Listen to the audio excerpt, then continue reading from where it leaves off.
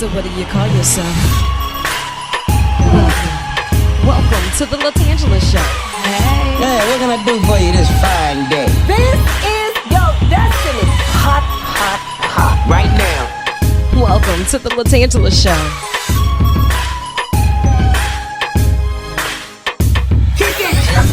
Come on in and enjoy yourself. Right now. We gon' party like no one else. Welcome to the LaTangela Show. Like a big family reunion, none other than the Silky Slim. Not much, man. You know, it's been a while since I've had you in the hot seat on the tan line. Yeah, no doubt. And every time you have a microphone in front of you, you know it gets real hot real fast. And today, I just need to get the inside scoop because I know that you have been doing like this world-renowned work for a very long time. And a lot of it has been very reflective. A lot of it has been very redemptive.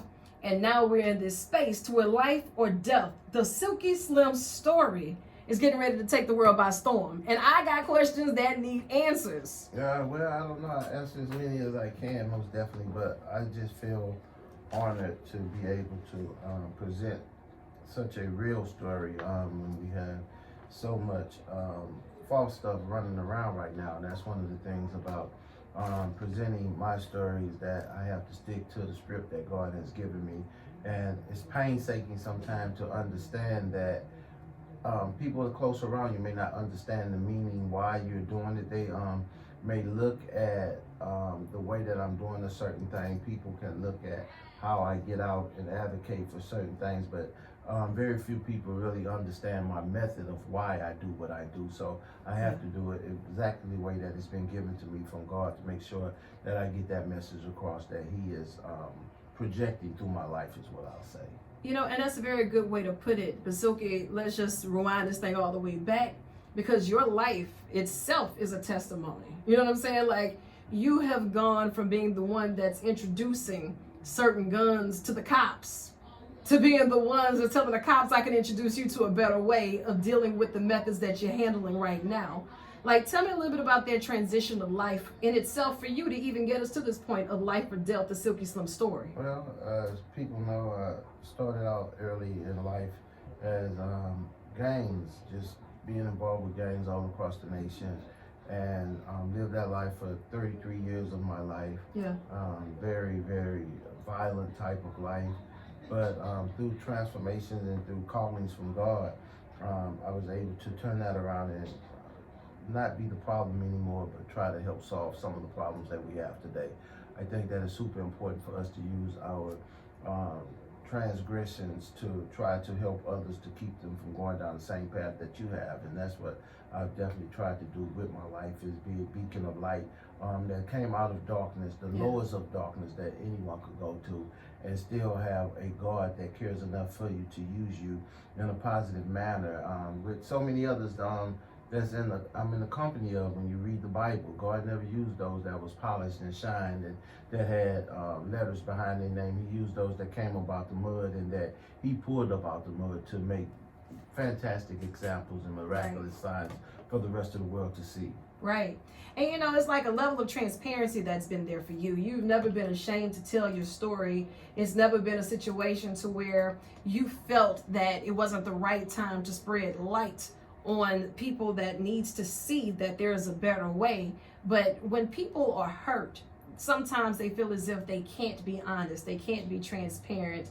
How was that for you? When did you get to a space to where you were comfortable enough to say that the things I've gone through, yes, they may have hurt, but they have healed me in the spaces that I once was broken, and now I can apply that to help fix others? Well, I think once I realized that being real with yourself and being transparent with the world was more therapeutic than it was terrorizing, I became comfortable with getting these things out of my closet. So, and I'm quick to hold other people accountable, because I can run to my closet and open the door and say, see, ain't a damn thing in here, because I had already cleaned it out. So that's when I became real comfortable with holding others accountable, because I already know everything that I've done. I've already put it out there for people to see and let them see exactly what it was. I don't try to hide anything. And I think once we get, and the sad part about the world is that we live in a time where social media and all of these platforms have people putting things on display that we should be hiding, and hiding the things that we should be putting on display. So oh, wait a second, I'm not gonna let you just speed past that. You got to break that down for me, because somebody in the back gonna miss that. Well, I mean, we live in a time where we would much rather show hood fights, or show somebody getting killed, or show individuals that's in down conditions, and praise people for their falling, and troll them for it, rather than looking at the accomplishments that people have accomplished. You know, This is true. Yeah, we put all the bad things out, all the good stuff we try to hide, and it's just a society where we have to do better as a people. One of the most things that I am always vocal about is I came through this whole situation of protests and fighting for the people and making sure that people be held accountable for the killings of people like George Floyd, Alton Sterling, Breonna Taylor, Ahmaud Arbery, and the list goes on and on and on. So we fight for justice for them. But at the back of every situation that I've been through and that I fought for, I made sure that I also let individuals know we could hold Derek Chauvin accountable for what he did to George Floyd. We can hold cities accountable for what has happened to people like Alton Sterling. But we have to hold ourselves accountable and stop letting Black Lives Matter just be a damn chat at a protest, and start living like Black Lives Matter. Because Black lives will never matter to anybody else until it matters to Black people first. That's my hardcore inside.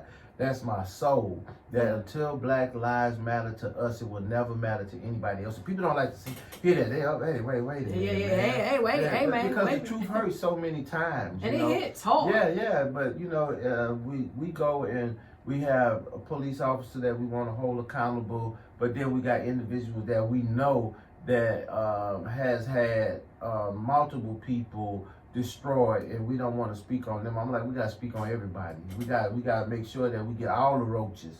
Don't let some of the roaches running high. Make sure we spray their ass too. When the lights cut on, we need to spray everybody, you know? Get all the roaches. And I'm big on that. It's like, if we live in a life where right is right and wrong is wrong, then the color line's gonna fall where they fall. You know, you can't afford to turn a blind eye and a deaf ear in these situations, because too many people are out here hurting. You have too many of these family circles that's just being broken day in and day out. You know, that's become like one of the hardest part of my jobs, to come up in here and have to report the news of another killing every single day. And sometimes it's so fast, it's like by the time I start the shift, that's one. Get mid-shift and they say, wait, there's a manhunt. Then you get to the end of the shift and I'm like, wait a minute, now hold on. We're doing too much. It's broad daylight. Nobody saw anything. Nobody heard anything. We don't have any suspects. Like, what you mean? It's crazy. I was in my hotel today and I looked out of the window and I seen District Attorney Hillard Moore going into a restaurant, and the restaurant was actually closed. And I hastily picked up the phone to mess with him. I said, hey, Hillard, the restaurant closed. He's like, where are you? I was like, I see you, you don't see me. But he said, oh man, man, I wouldn't see anybody right now. I just come from a murder scene where a teenager killed another teenager. And that's just so sad. Because I didn't have to ask him, in my mind, I didn't have to ask him what color they were. You didn't have to ask. Yeah, I'm just Isn't that believing. just, It's numbing. It's bad when, it's so numbing when you just know, you know, and you be like, man, when will this stop? And I can actually say that I give, I give people props where they're deserved, but I see the city has fallen into such a despair situation, but with so many resources being funneled towards the street situation to help curb some of the violence. And I think that what some of these people need to do or have to do is start creating their own platforms for the way that they fight for change, and stop looking for other platforms outside of the area. Louisiana is a unique place, and it takes unique people to solve unique problems. Yeah. And I tell people all the time, unfortunately, we live in a city, Baton Rouge is a city, where we will walk over diamonds and pearls and jewels in our front yard and go to another area of the world and come back with a damn rock and say, look at this rock. Look at this rock. Yeah, but we walked over all kind of valuable pieces inside of our front yard. So and that speaks volumes, because listen, that stems yeah. from the leadership. Yes. And I'm going to preach on that, because here it is, you know who's doing what. You know, and that's from the criminals to those who are doing good. You know who's doing what. So when it comes down for us to say that we're going to put our people in position, we're going to highlight those, or we're going to create or support or even have wraparound services, then we know how to do that. And when that's not being done, we need to then start questioning leadership. Yeah, do you really want the change that you say you want? Do you really have the desire to make a difference for the better? Or are you just going along to the best of your knowledge and just escaping it all to the next? Yeah, most definitely. And I mean, ever since that I've picked up the role of what people so-called as activism or being an activist, I've always been very vocal about how you hold leaders accountable, even when because I was in a press conference, I'll never forget, and they were talking about how many murders and how many this and how many that, and they were like, well, we can't use those numbers. What? Because those numbers are this and that, and then I asked them in the meeting, I was like, well, how can we use those numbers when it comes down to applying for grants? You want to use it then, but you don't want to use it now because it's making you look bad. But we you're have trying to use start the a numbers. fight. Yeah, the numbers are the numbers. Okay. The numbers are the numbers. And people always say the numbers don't what? The numbers don't lie. So we have to use the numbers at the end of the day if we're going to approach this violent situation that's taking place. And at the end of the day, we have created a deaf culture society where we fall in love with death as long as it's not in our door. You know what I'm saying? Yeah. So we praise individuals for, oh, he got a graveyard, and he got this, he got that. But when you look at it, if it's all just happening around you and only people around you are dying, we have to look at this situation as an emergency situation. If they could protect a damn bird, oh, well, you better not kill a bald eagle. They should have that kind of protection on a man. You think?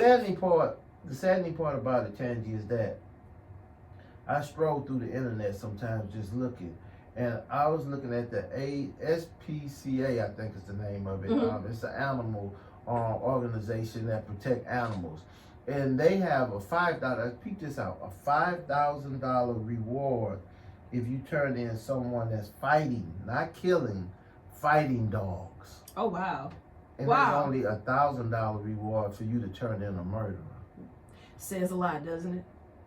Something's wrong with that picture. Men lie, women lie, but numbers don't lie. Yeah, so the numbers on that picture. Yeah, if you pay $5,000 for somebody to turn in a person that's fighting a dog, and you're only putting up a $1,000 reward for someone that has murdered somebody, then you're placing more value on the life of an animal than you are a human being. So I always say that out loud. Make sure that we get out and become what we say we are, catalysts for change in these communities.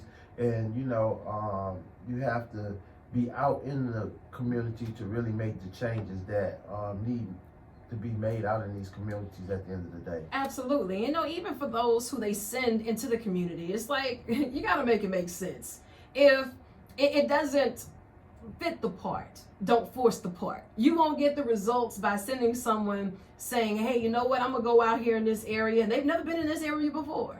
They've never dealt with, these individuals before. They've never spoken to these individuals before. And all of a sudden, you want them to be a miracle worker when we know that your intent is not pure. This is two-sided coin on that, because I tell people, they always be, well, did you get this other? No, I ain't want nothing, because I always did what I did from the heart, right? Yeah. But you have, in this area, definitely, by being so politic, you know what I'm saying? They have individuals that, the relationship-based funding. Man. Because I know you, I'm going to hook you up, and you do what you do, and it ain't working because you got so many phonies. And I ask a lot of these people that start taking on these damn titles, like, well, how long you been doing that? Okay. Oh, I've been doing it this long, blah, blah. Oh, so you've been doing it since they had funding for it.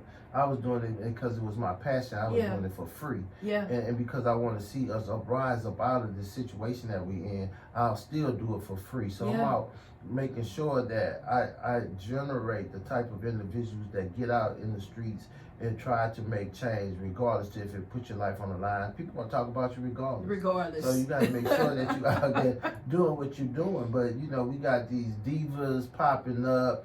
Off of this funding, and you try to be movie stars and all type of. It's all about a hashtag and a retweet. Yeah. It always looked good, but believe me, every time that you see real people at the scene of it, you may see them on TV, but you better believe that they're out fighting for change. So I just see a lot of fakeness in a lot of the things that I'm watching right now. It don't bother me. I tell people all the time, it really don't bother me because it's going to burn itself out eventually. And how does it do that? With new leadership, with new positive things coming into the world. 2024 is a time of change, believe that. Absolutely. It absolutely is a time of change. And, you mentioned Hiller earlier, and it's like, that's a job that I do not envy. That's a position that I would never, ever imagine myself doing. It's like, with all of the crimes and all of the murders, this man has seen so much. He's heard so much. It's like, Silky, you can't unsee that. You can't unhear those families crying. We worked on a documentary years before, and in that you mentioned about the mother's cry. We revisit that part of the documentary in the new documentary, Life or Death. We revisit that, and we show you the pain and suffering of a mother over a casket, crying over her son, my baby, I love my baby, Yeah, it's beyond it being on site and you plucking the life. It doesn't just end there. We can't undo those scenes. And like you say, Tangi, believe me, there are many murder scenes that I deal with on a weekly basis, just waking up. And a lot of people look at what I do with Ben Crump Law, and they would ask me, well, how can you see all of that? I was seeing it way before I even was introduced to Ben Crump. Trust me. In fact, that's what it was the work that crossed the paths. That's where the interest came in at, because I've been going, and you look at To Live and Die in America too, where we actually follow the individual all the way into the room where they did the autopsy at, and watched all of that. I had to film all of that. So those are scenes that I could never erase from my mind, because I've already experienced those. But it was my passion to bring a film to the world that individuals would look at and see that we're doing something awful to ourselves.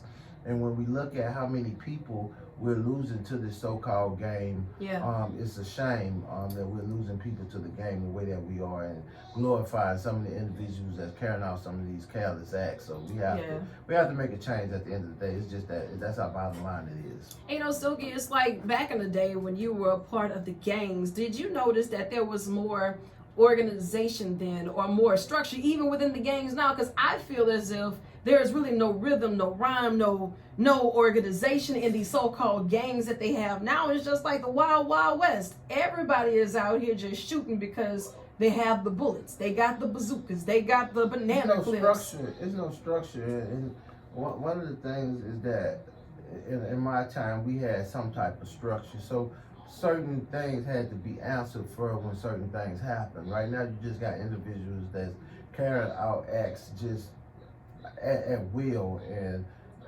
these people are so smart until they understood that when we came out of the conditions of the 60s and the 70s and we were into the 80s, they understood that they had put enough of self-hate in us that then they could allow us to arm ourselves, because it was like a dog going to a bowl, and every time he ate out of that bowl it shocked him, and then he went and ate out the other bowl, it didn't do him anything. They understood, well, they're not gonna mess with us because we done already showed them what happened when they mess with us. And as long as they keep it in their community, it's cool with us because we don't like them anyway. And we have to wake up to that. And now the biggest problem is that they have flooded the community with these assault rifles.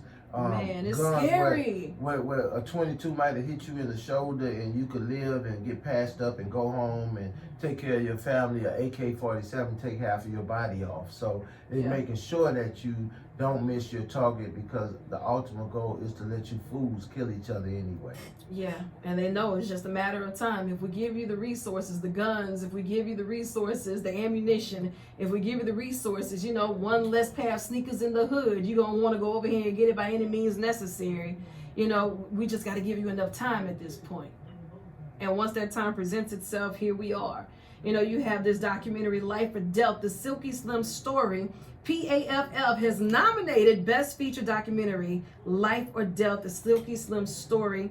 And, you know, to touch a little bit about the work that you do with the Crump firm, just walk us through that process, you know, because years ago, you hear on the radio, we're doing Stop the Killing Inc., you're doing the work in the streets. That work has paved its way to Ben Crump saying, you know what, Silky, I see what you're doing. Let's join forces and let's really make this happen together. So what are you doing right now with that to really say that I've done the groundwork and this is where we are?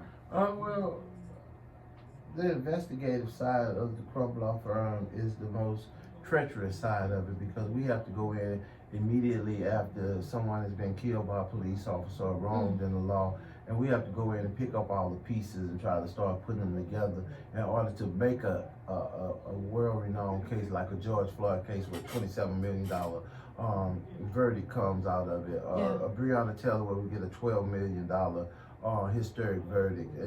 Just different cases like that. So we have to have all our pieces in place to lay them out on the table and let them see what you do better selling this and taking it to trial. Because if we take it to trial, we feel like we can get X, Y, Z. And unfortunately, Tanji, it's a bittersweet situation, because for me and for the firm, the most important part about it all is to make sure that this family is compensated for their loss, but there is no compensation for the loss. You see what I'm saying? No, you can't get that life back. Yeah, you can't bring the life back. And at the end of the day, we have so many lost individuals that step out and say, oh man, they ambulance chasing. Listen, if we was chasing ambulance, we'd be in trouble. Because we have won every case that we have been on, people are chasing the Ben Crump Law Firm because we are effective at what we do.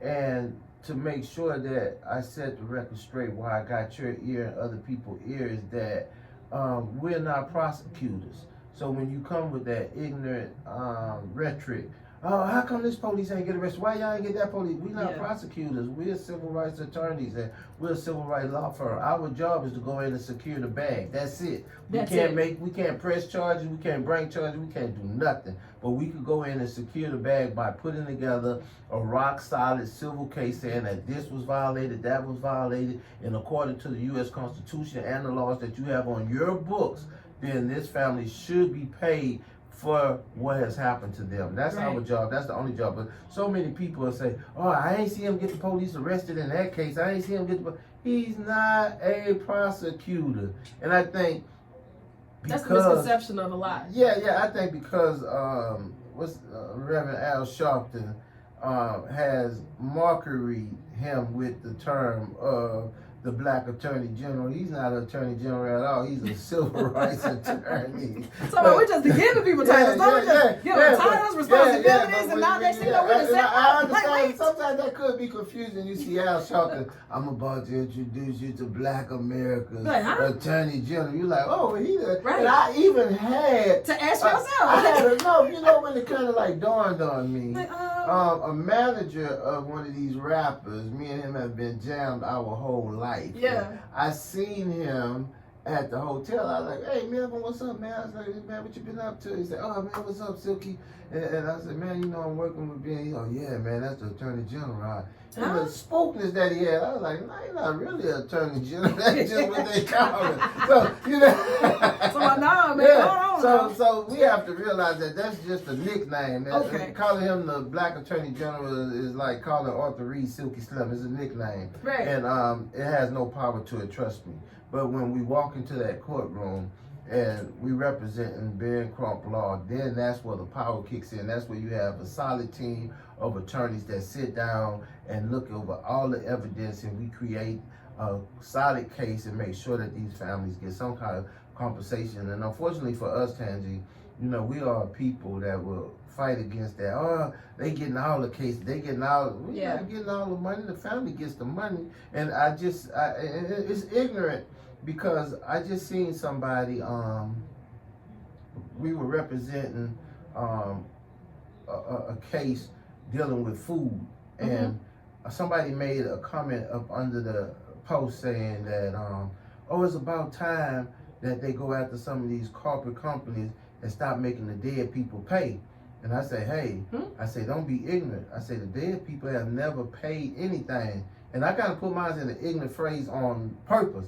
I say, we don't make the dead people pay. We make the people pay who made them dead. Right. In other words, we make the people who killed them. We make the people that killed them pay. So, you know, you have to know what you're dealing with here. It's a situation, but I promise you, if God would fix it where there wasn't another police killing in America from here on out, the law firm will steady be in business, because we don't just take on police killings. If we just took on police killings, we'll be starving. Yeah. We take on discrimination in banks, and we take on discrimination in corporate offices. We take on discrimination cases, period, to make sure that blacks get an equal playing field. And I think that's the whole agenda, for us to make sure that we have an equal playing field with everybody else. Absolutely, and that's important. Opportunity. We trying to create opportunity for the next generation. And it's not so much for me, because there was an old lady, Tangy, and I know that you probably heard this before, coming from the background that you came from, with your grandfather being a preacher and old folks being around you all the time. They say, God look after old folks and fools. So when people always say, I wonder why God showed them so much favor, because I was a damn fool. So God look after me because of my foolish ways. So it's more about, for my little 9-year-old son to have a better life and live a better life than it is for me, because trust me, I've lived several lives since I've been on this earth, and each one of them has been quite an experience, but this is the best experience that I've ever had. And that's one of the things about this historic documentary of life or death, is that you have an individual, Tangi, when you really look at the core issues of it, that dropped out of school in the 7th grade, went to prison at a very early age, came out of prison, and still was committing crimes, but life was changed around by God, and with a 7th grade education, sit at the helm of the Southwest region as one of the lead investigators of one of the most prominent law firms in history. So that in itself is a major story for me, to be able to do what I do. And you know, challenges always come, and people will say, well, how come you didn't do it? Anything that I do is only for my children. It's not to benefit me. So if I go back and get the education, if I go back to school to get a piece of paper, I would definitely be doing it just for my child's sake, not for me. Because for me, I feel like I've been operating in this situation for 5 years now, and if I didn't have what it takes, friendship doesn't make money. That's true. Only thing that makes money is having the expertise to do what you do. So I think that God has blessed me in a very unique way to operate where I am, and blessed me to be where I am today. And at the end of the day, Tangi, one of the things about this is that this documentary will premiere February 17 in Hollywood at the Pan-African Film Festival, and we already have been voted and nominated for Best Documentary Feature Film. So that's saying a lot. Yeah, that's saying a lot, and that's talking about the storyline. If we win, good. If we don't, that's still good for me, because like I've been trying to tell people, at the end of the day, Tangi, this is not entertainment. This is the story of my life. This is something that could help somebody, and if it only saves one life, then I'm willing to put everything on the line to save that one life. So definitely, you know, I thank you for everything that you have done. And of course, you know, at one time we was in the same situation. I'm sitting over here and I'm running the Stop the Killing Hour of Power. You running the boards, and we running it. And full circle. It's a fantastic thing to be able to be where I am, and then return back to the house where it all started at for me, with media and everything else at Max. So it's important for me to be able to, you know, bath in these moments at such a time when this film is in the air. And it hasn't been easy. So a lot of people said, are you happy? No, I think you may have asked me that. I'm not happy right now, because nothing has ever come easy for me. And I just thought that we put together such a great story that it was going to easily be rolled through. And, you know, I was going to be the roses where I could walk on top of them. But I'm still walking on the thorns. I'm still Couple of trying thorns to get to the here and door. there. Yeah. So it's all It's a good. But I'm process. thankful for it all. And it's like the Lord told me, when does anything ever come easy for you? You have to fight for what you know is right. And that's why I'm fighting to make sure that we keep this film raw and uncut the way that it is. Absolutely. And always giving God the glory through it all. You know, that's one of the things about your test turned to testimony. You've always been so transparent and always giving God the acknowledgement. Hey, I know it was him that brought me through it, because I was so foolish it wasn't me. I'm not here by my own metrics. I'm not here by my grace and mercy, but his. I never try to take Credit for God's work. credit for something that I didn't do. Yeah. Because I tell people, you gotta realize, if you was in the game the way that I was in the game, and you had as much material stuff as I had, I understood one thing, that I was still in hell because I had to worry about getting robbed, I had to worry about the police, I had to worry about getting killed, I had to worry about all those things. I was in hell, but I was in hell with comforts. You know what I'm saying? Yeah. I was in hell where I could go get in the Jaguar, Benz, and ride off. I was in hell where I could put on a Rolex watch and look good and look like a dressed up mannequin in the club. I was in hell with comforts. And I was willing to do what so many are doing today, die in that hell, just so I was comfortable at the time. I was willing to die in that. And then fortunately, God stripped all of that away from me and then gave me all the same things that I once had in hell. I have them in heaven now. So when I wake up in the daytime right now, I'm waking up in heaven. I ain't got to worry about if somebody out there trying to kill me. I ain't got to worry about if my son is safe. Everything is cool in my world. And I tell people, my life has been so much of a roller coaster. I'm not worried about going to a heaven after I die. I'm fighting here and working here to make sure that I stay in heaven while I'm on earth. I walk into my heaven every day and close my door, get in my bed and go to sleep and wake up in peace. And that's heaven for me. So, how about that? A piece of peace. Can we just all obtain a piece of peace? Well, Silky, you know, I am proud of you. I'm forever grateful for you. And anytime you have anything that's going on, you know, this is an extension of your office. This is home. You know? So pull up on me. I know we got the premiere going down in Hollywood swinging. I know you're not excited yet, but I am excited for you. I'm gonna tell you this much, and I'll be perfectly honest. My excitement will come on February 17th when I sit down in that theater with my 9-year-old son, and for the first time he'll get a chance to see his daddy on the big screen. I think that's the day that I really become the hero that I should to my son, because he will get a chance to know my experience, know my life, and look at it from a different manner. And I'm glad that he's at the age that he is right now, where it would be so impactful to him. I'm hoping and praying that we walk out of that theater with great things on his mind and realizing exactly who his father really is. That's it. Absolutely.